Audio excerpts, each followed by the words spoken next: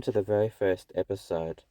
I've just picked up the car a couple of hours ago, so this is my first impressions. The first thing I noticed was it actually was quite roomier. I feel a bit more roomier than the Forester. They've done a great job maximising space. This is a GSR spec, so I do like the wheels, the colour scheme and so on. Inside it's the familiar sort of last generation of Outlander, nothing specky, just a solid predictable layout. There is no GPS in this spec, so I'll have to add one later. Power, but no leather seats. They're quite comfy. It does have lumbar support, which the Forester didn't have, so I appreciate that.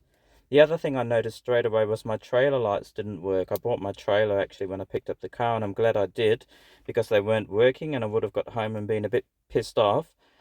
So they had to take it back inside the workshop. They had to do some rewiring, and that's all working now. The only thing is the reversing chime comes on when I reverse. Very annoying. I have to disable it manually, but I'm sure I can work out a fix for that. Other than that, I'm pretty impressed by the car. I did notice there was a warning on the dash saying fresh fuel needs to be put in, otherwise it can't use the battery.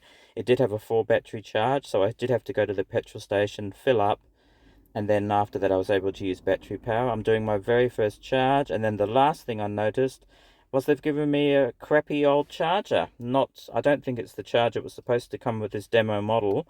It's one which's got Paceway written on the bottom of it, which is another dealer in Perth. So I'm going to have to go back to the dealer and complain to them and see if I can get the proper charger for it. It does work, but it was a bit dodgy. I had to fiddle around with the wires to get it to work. Luckily, it's charging okay, not a problem. So all in all, I'm pretty happy so far with the car. I've managed to work out a lot of things about it. I'm doing my first long trip tomorrow, towing 400 kilometers. Be interesting to see what sort of fuel economy I get. But other than that, we'll see you soon.